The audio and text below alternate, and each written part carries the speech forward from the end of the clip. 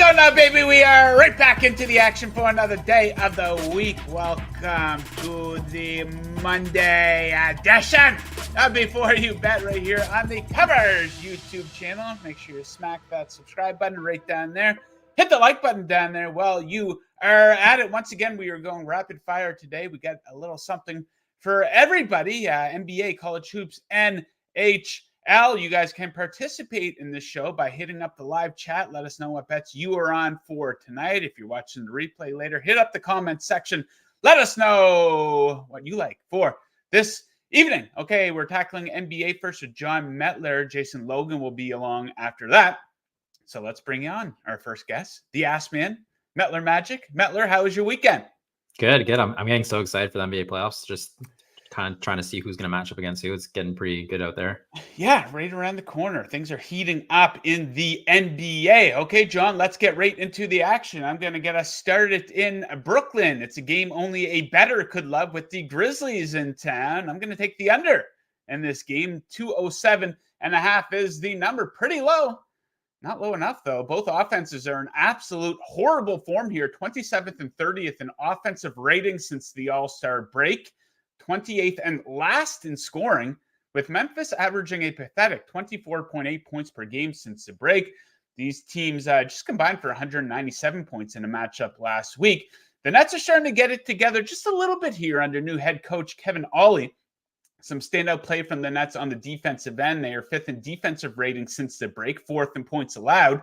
Each team makes the opposing offense work, top 7 in shots allowed since the break. I like that both teams are turning it over a lot, and both are also efficient at creating turnovers. Expect a lot of dead possessions in this game. And you might be thinking low number. Yeah, that's true. But each team has seen an average combined score of less than this number of 207.5 since the All-Star break. So give me a low-scoring game tonight in Brooklyn. Trip to Prop City next. A man by the name of Taylor Hendricks. You like something for him. What do you got, John?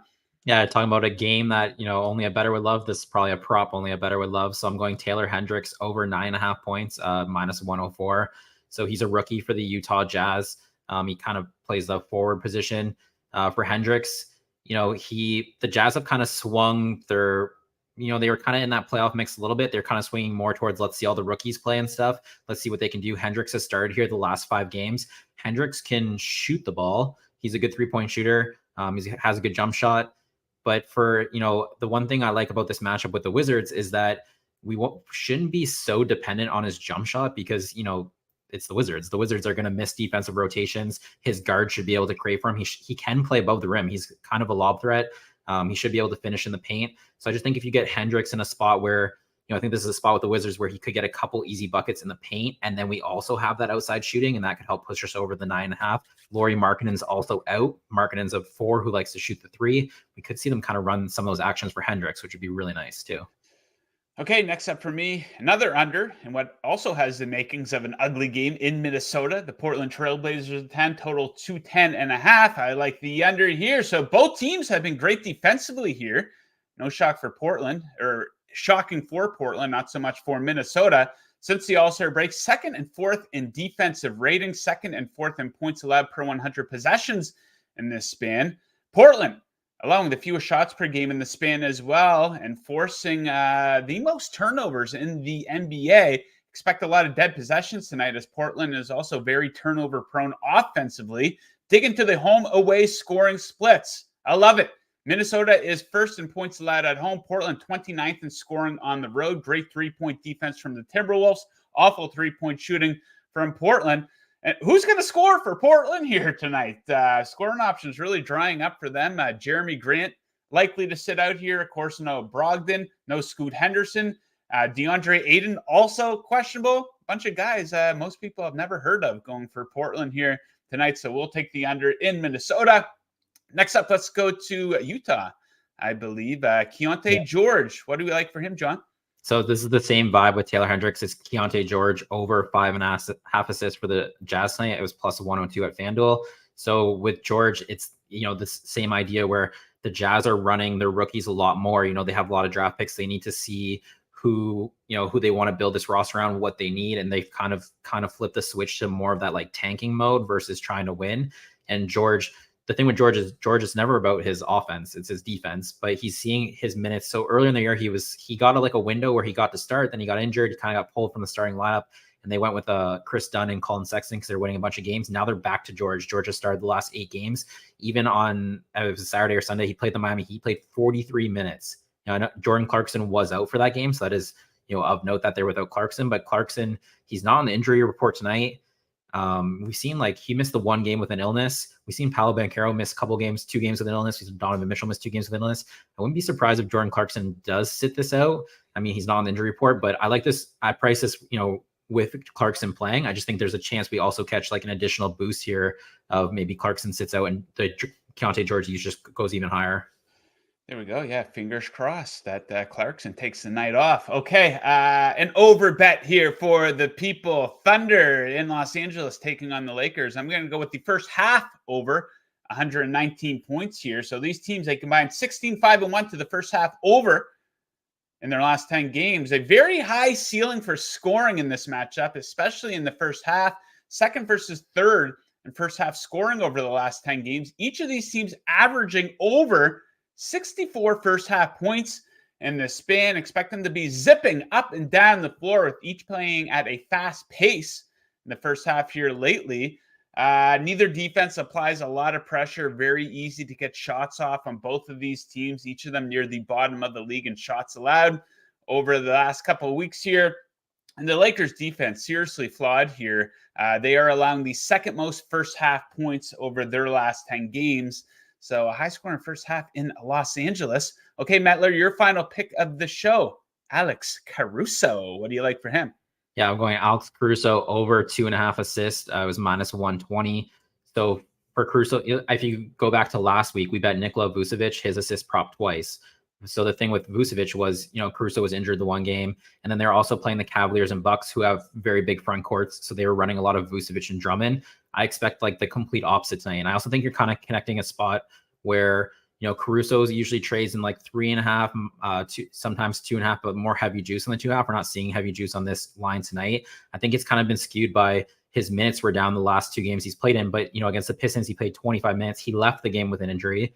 And then against the Bucks, he came back from an injury. So I think the prop might be overreacting to the game log here a bit, where it shouldn't be, and especially against the Kings. The Kings are a lineup where you have Sabonis at the 5, and then you have a bunch of wings. So they're going to want Caruso's defense at the point of attack. They're going to need it. I just don't think I think you'll see less of Vucevic and Drummond and more of Caruso. I'd be surprised if he doesn't play 30 plus minutes, and in 2.5, 30 plus minutes for Caruso, that should work really well with this prop. Okay, I have a prop that I like for this game as well. De'Aaron Fox. I like him to go over 24.5 points. So he is marked as questionable, but he did log a full practice there yesterday. So I do expect him to get back into the lineup tonight, especially with no game tomorrow. So he missed the last 2 games for the Kings, but prior to that, he was red hot. He was crushing this number, 27 or more points in 5 straight games. This includes 30 or more points 3 times in his last 5. Chicago getting absolutely cooked versus opposing guards. They are allowing the 5th most points to guards post All-Star break, with the most threes allowed to point guards in that span, and the most free throws as well. And he has a great history, a recent history playing against the Chicago Bulls. He has 4 games of 30 or more points in his last 5 against them. A month ago, he annihilated them for 41 points in Chicago. So I like him to get it going here against the Bulls tonight. Okay, Metler, that does it for the NBA section of the show. Thanks a lot for joining us. So we're going to catch you again on Wednesday. Best of luck with your bets tonight. We'll see you Wednesday. All right. Good luck with your bets, everyone. Yes, sir. Okay, let us shift gears over to college hoops. Ramping up here for March Madness. Let's bring in our guy, Jason Logan. We call him J-Lo around here. J-Lo, are you ready for conference tourneys here or what? I'm starting to get going. I actually got a little Kennesaw State action, which is an Atlanta, or what is it? The Atlantic Sun tournament game going on today. Yes, of course. Yeah. Yeah. So the madness is underway officially. If you want to, get serious about it. Yeah, that time of year. Okay, so let's get into it here. You have 2 picks for us here. Of course, Duke always on people's radars. They're getting after it tonight. They're playing a slumping NC State team. Who do you like in this one? Yeah, I'm going to call this the yacht rock of college basketball bets because it's Duke. as a favorite, and we're going to take Duke as a favorite here. Situationally, they head on the road, but they're in much better shape than NC State right now. We look at their last 2 games. They blew out Louisville, and then they blew out Virginia on Saturday. And what that allowed Jon Scheyer to do is to rest some of his starters in the second half. And that sets up really well because it's a 48-hour turnaround before this game in Raleigh. We look at NC State. They went up against North Carolina, came out swinging, had a 10-point lead, fell apart in the second half, but they played the Tar Heels tough for 40 minutes. And Kevin Keats is even saying, it's like, this is crazy because we're playing UNC and then Duke within a span of 48 hours. He was really hoping that Virginia was going to put up a bigger fight because his team is gassed. And as I said, it just sets up better for Duke. And we look at Duke right now, it sets up pretty well in this game because they are a great second half team. They average 42 points in the second half compared to just 37 in the first half. We look at NC State. This is a team that is running on fumes, and they've shown it in the second half. They're giving up an average of 42 points in the second half over their last 6 games. And Duke right now, I mean, you look and you say, okay, they got this big game with UNC ahead. Maybe the look ahead spot falls into this. It's something that Jon Scheyer's kind of harped on about his team right now, staying focused and taking it one game at a time and not looking ahead to the Tar Heels. And if they let this game slip, then the number 1 seed for the ACC tournament is gone too. And what I believe helps them here is that the last time they were in Raleigh, they lost by 24 points. NC State put it on them. And that's not lost on this team as well, too. So I like Duke to come out tonight, take care of business. -6, it's climbing to as -6.5 out there. So you want to shop around and find that lower spread. Okay, next up, we have Texas taking on Baylor. Kind of an interesting game here, I think. What do you like from a betting perspective in this one? Yeah, this is a really interesting game because Texas is starting to find its form. For most of kind of January and February, they had some guys that were dinged up. The rotation was kind of weird. They weren't playing up to expectations. But Rodney Terry right now kind of has this team exactly where he wants it. He's hammered out the rotation, and we've seen this the past 2 games. They've scored 81 points in each of those last 2 games. And in those games, they've got 68 total points off the bench. And we're seeing this offense kind of find its form where it was before that little blip early on. And the total for this one, the team total for this one was like 68.5, 69.5, which kind of reflects Texas's recent games against some really good defensive opponents. They played Kansas, Kansas State, Houston, all teams that are top 20 in Ken Palm's defensive efficiency. Now they take on a Baylor team that's near the bottom of most metrics in the Big 12. So this one's kind of stacking up for a shootout for me in this one. And Texas offense travels pretty well too. They average about 72 points per game. They don't see too much of a downtick. A lot of the game models for this one are calling for a shootout, saying for at least 72 points from the Longhorns tonight. So I like them to get in. Like I said, this could be a shootout. Maybe they win, maybe they don't, but they're playing their best basketball right now. And this offense is not seeing the downtick that it did because the bench is coming in and putting in quality minutes right now. So I like them to go over their team total. It's at 69.5. It was like plus 102 at Pinnacle. Okay, I love it. There you have it. A couple of breakdowns from our guy J-Lo. He's going to be all over the college basketball betting coverage for us here at Conference Tourney Time. And of course, Selection Sunday a week from Sunday? Essentially. So next week I'll be covering the ACC tournament, which is a fun one because it goes like Tuesday to Saturday. So that's one of the bigger ones. And then we have Selection Sunday that following Sunday. So. Okay, there we have it. Okay, my man, best of luck with those bets. We will catch you again next Monday on the show. All right, thanks for having me, Joe. Good luck. All right, buddy. All right, P. Bostona in the chat. Joe, any hockey picks? Love it when you hop on Jingle's Hockey Prop Show. Yeah, I was a red hot 2-0 on their show there, and then I proceeded to go 0-2. So trying to get back on track here in the NHL. And yes, I do have a pick I like tonight. I am a low volume hockey bettor. There's a pick I like on the ice. Going to go with the Florida Panthers money line -122 in New York, taking on the Rangers. This is an analytical mismatch. 4th versus 26 in expected goals for percentage over the last 10 games. Big gaps in Corsi and high danger chances as well. All favoring the Florida Panthers, obviously. The Rangers, pretty fraudulent team. If they don't get good goaltending, I think they're going to be screwed here. Analytics not for you. Okay, dig into the basics then. This is a matchup between a team in the Panthers who is second in shots on net, taking on the Rangers, who is dead last in shots allowed over the last 10. This game sets up nicely for Florida's offense. They should be able to absolutely pepper Igor Shesterkin. Panthers also flying on the power play here lately. And check out the man in between the pipes here for the Panthers, Sergei Bobrovsky.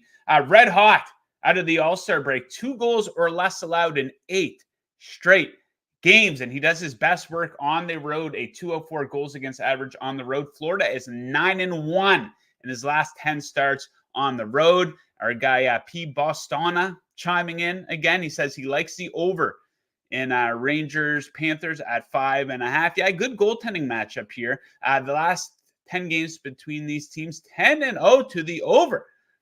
Okay, that's an interesting trend. Yeah, like I said, good goaltending matchup here. Florida, one of the deader offensive teams in the league. So yeah, I wish you good luck with that one, especially if let's hope the Panthers just win 6-0. So I can easily win my bet and you can win your bet as well. Steve weighing in, NHL player props, please. I don't do NHL player props, but we got to get Jingles or somebody on the show here so we can amp up our NHL coverage on the show here before you bet.